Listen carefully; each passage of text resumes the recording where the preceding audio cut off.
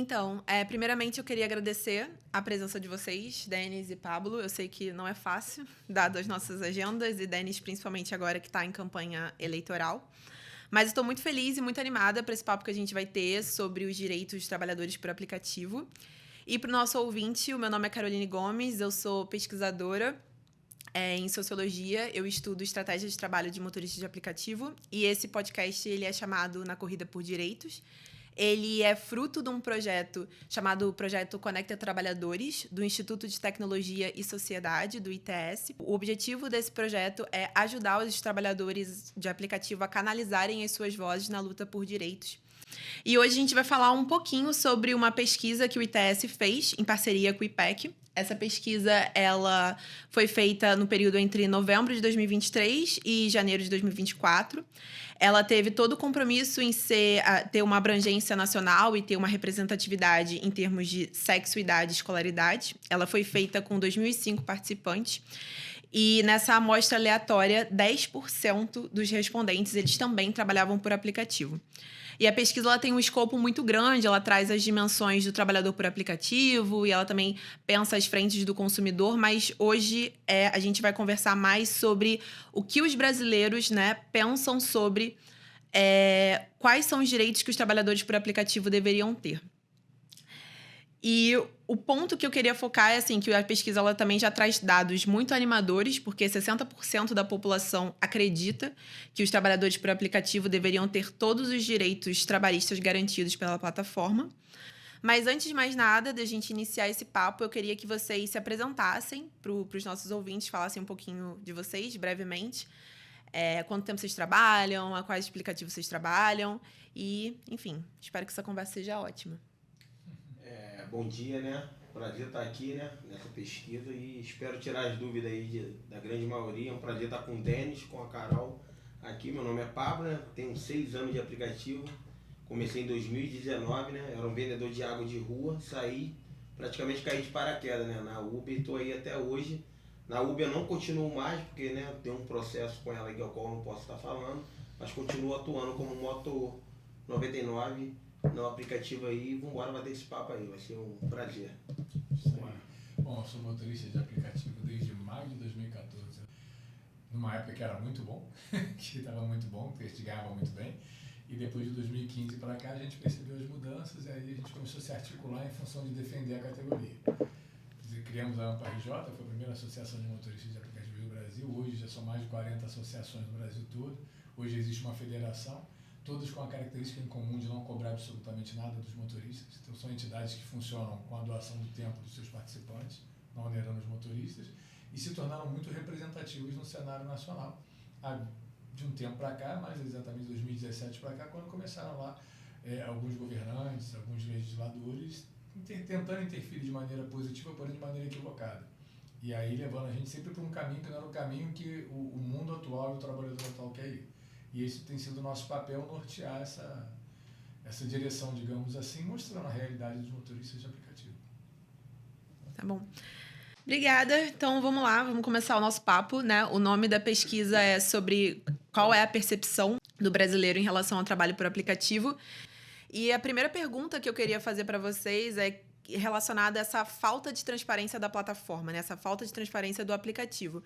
Porque quando você fez a coleta e imaginou quais seriam os direitos que deveriam ser garantidos, esse apareceu como o direito principal, que seria o trabalhador ele saber quais são os critérios que as empresas, que os aplicativos definem, eles usam para o serviço que vai ser realizado. Então, assim, a minha pergunta para vocês é que, pensando na realidade de trabalho de vocês, no seu cotidiano, na sua vivência, vocês acreditam que esse é realmente o principal direito a ser garantido? Então, do meu ponto de vista, a transparência saiu gritante na pesquisa, porque somente 10% eram motoristas de aplicativo, né, pelos dados da pesquisa, e o restante era a população comum que não é motorista. Então, é uma percepção de quem está assim, um pouco de fora porque ele tem a dor. Quer dizer, o passageiro sofre com a falta de transparência, como o motorista também. Como a maioria eram passageiros, digamos assim, ou pessoas que conhecem o aplicativo, elas apontaram a falta de transparência, que realmente ela é um problema grave, é muito grave. Se fosse o contrário, né? Ao invés de 10% motoristas de aplicativo, 90% motoristas de aplicativo e 10% da população, o motorista apresentar o problema, ganhos, porque é a necessidade do motorista diária. Então, para ele, se tem transparência ou não, mas se tem dinheiro no bolso, naquele momento para ele resolve. Infelizmente, o motorista às vezes não consegue entender que justamente o que faz ele não ganhar dinheiro é a falta de transparência. Então, assim, são dois problemas muito importantes que, dependendo da maneira que você enxerga, um vai estar maior do que o outro, um vai estar à frente do outro. Dependendo do ponto de vista, né? Da perspectiva. Mas, na verdade, todos os dois têm uma grave importância, né? São extremamente importantes. Foi o que eu perguntei já de imediato. Como é que foi a pesquisa, né? Se tinha mais motorista, mais moto, se tinha mototaxista, moto Uber, moto 99, porque a falta de transparência, ela é surreal. Hoje você ganha uma corrida de 10 km, hoje ela te paga R$18. Amanhã a mesma corrida de 10 km, ela quer te pagar R$11, ou seja, ela quer te pagar R$1,01 pelo km rodado.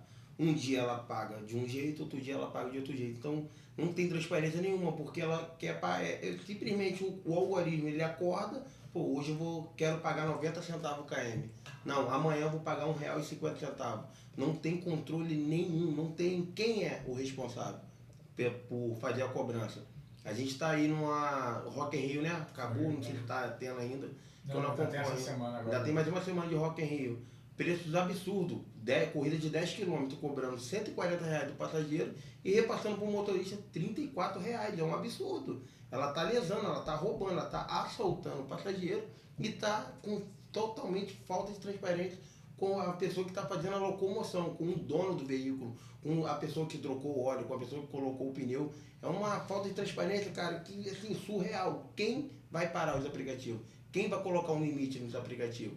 Só uma pessoa, a gente se unir, né? Parar com essa guerra, parar de disse-me-disse. Um cria um caso, outro cria aqui. Está na hora de unificar, colocar um representante para poder gritar lá na frente pela gente. Porque a voz de transparência está enorme. Outro dia, a 99 Moto me ofereceu 72 centavos pelo meu KM. Gente, eu tenho uma moto 2024, 0 km. É um conforto tanto para mim que estou pilotando a moto, quanto para o passageiro que está pagando o serviço. É justo eu rodar 72 centavos o meu quilômetro? Como é que eu vou pilotar sabendo que eu estou vendendo o meu quilômetro? Porque o que o motorista, o motoboy, ele vende é KM. É isso que o motorista não para pensar. Você está vendendo KM, tempo, combustível, manutenção, peça e pneu.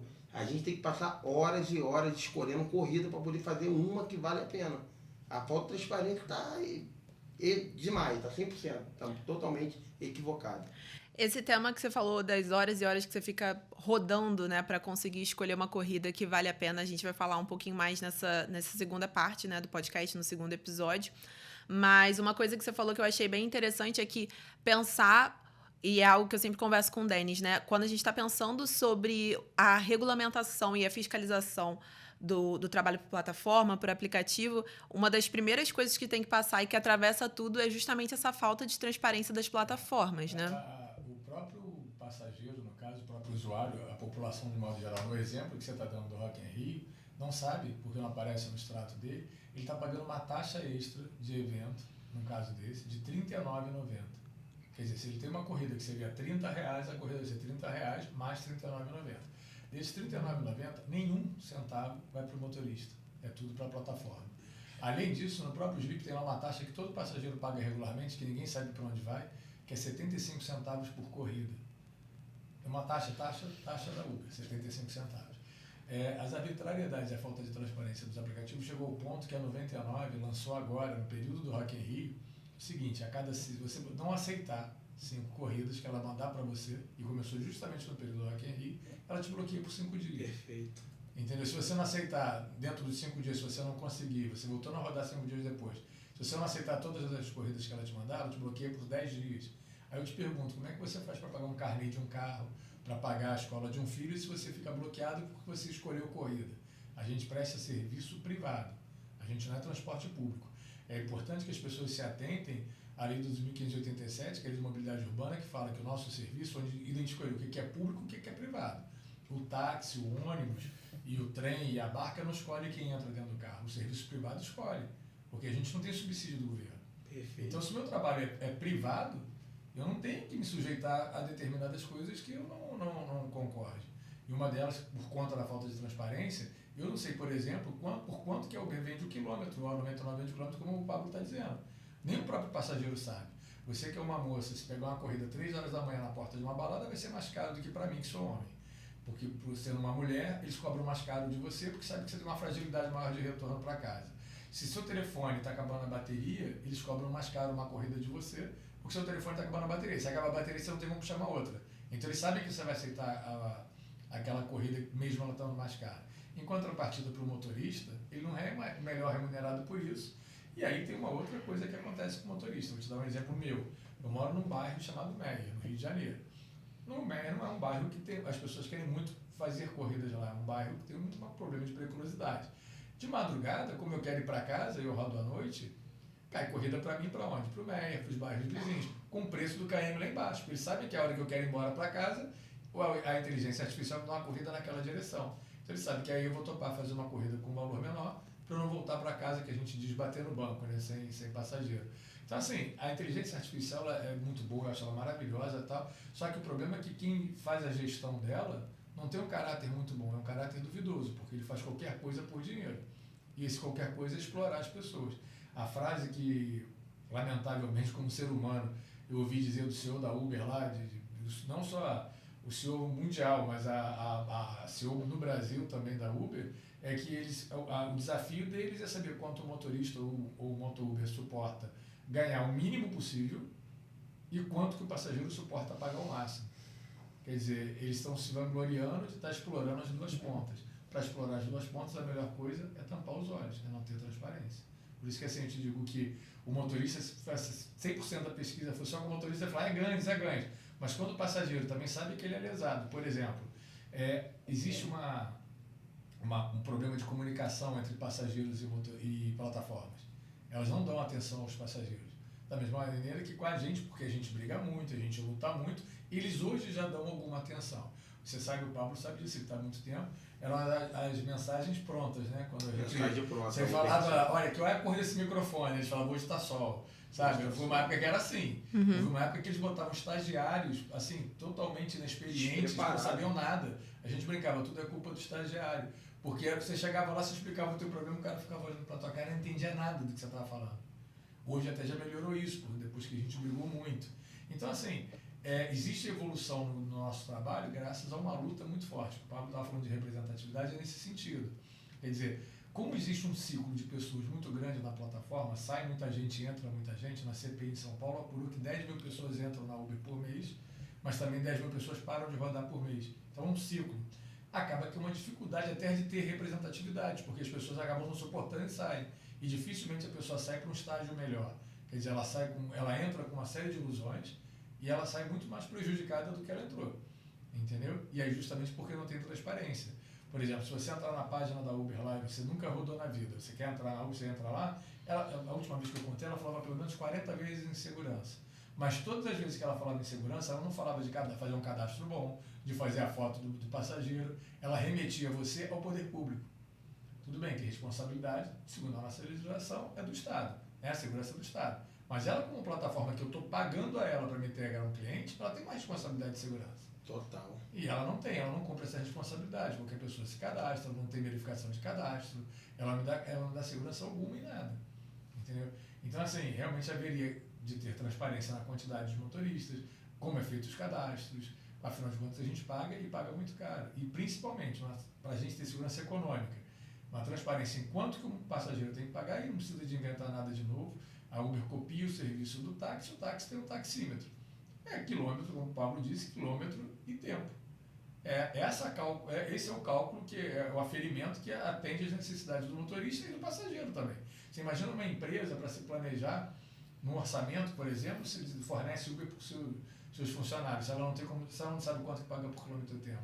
Como é que ela planeja isso? É por necessidade. Por exemplo, o empresário que chegou no Santos Dumont 9 horas da noite de uma sexta-feira, pode ter certeza, o preço para ele vai ser muito mais caro do que a pessoa que chegou às 4 da tarde, que não tem movimento. Então, assim, isso não é justo com uma das partes. Com a parte que está sendo explorada e está recebendo menos, e com a parte que está sendo explorada e pagando mais. Isso também gera uma animosidade entre passageiro e motorista.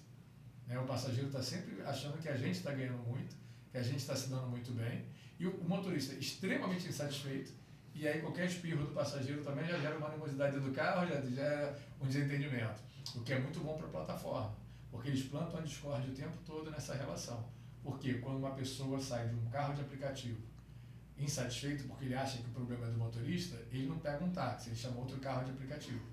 E aí você vê aquela botaria, por exemplo, saiu um gás misterioso no carro que o motorista soltou aquele gás, começa as lendas urbanas. E aquele gás desmaiou o passageiro para o passageiro. Peraí, gente, que gás é esse que só o passageiro desmaia, que um vidro que se aberto, o gás não se dilui, não se expande no ar, entendeu? E você não vê uma plataforma falando assim, não, peraí, isso aí não pode acontecer. Não, elas ficaram quietas. E quando você vai analisar os vídeos, que aí depois que tem a galera mais emocional, que começa a ficar impressionada e começa a relatar fatos que na cabeça dela é verídico.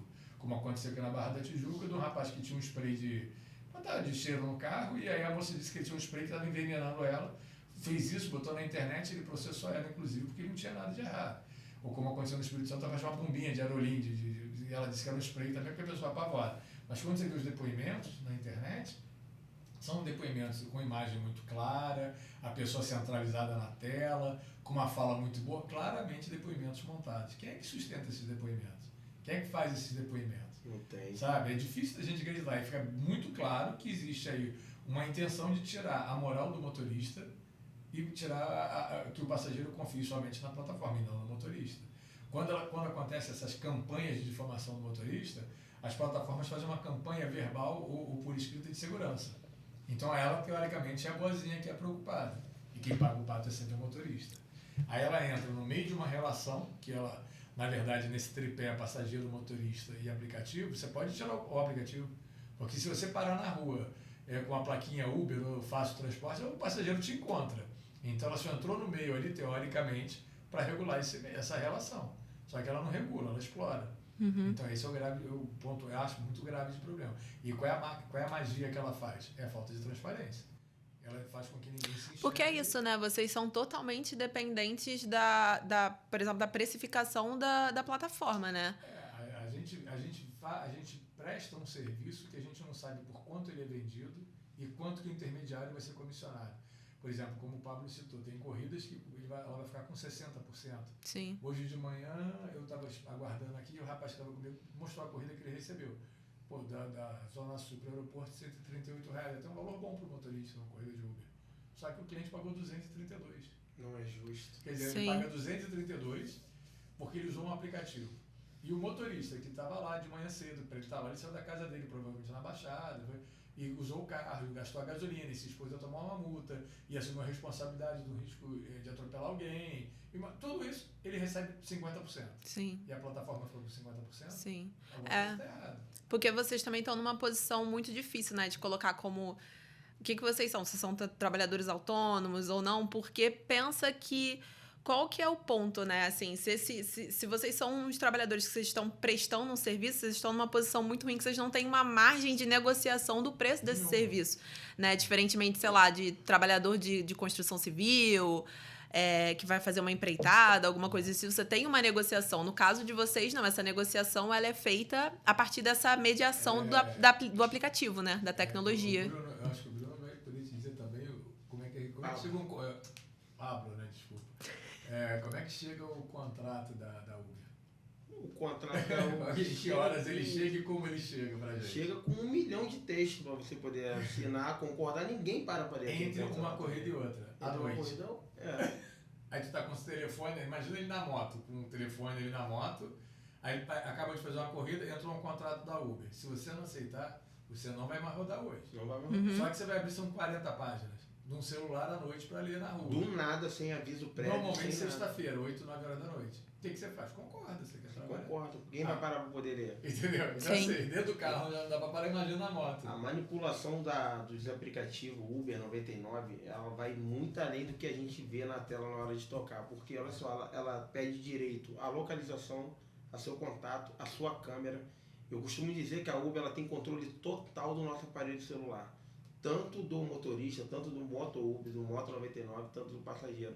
Como o Denis falou aqui agora, ela sabe quando o teu celular está descarregando, que você está precisando. Ela se aproveita da fragilidade das mulheres que estão curtindo, estão no casamento, saindo, famílias que estão desesperadas pela realidade que a gente vive no Rio de Janeiro, que é a falta de segurança. Então ela se aproveita, ela manipula 24 horas.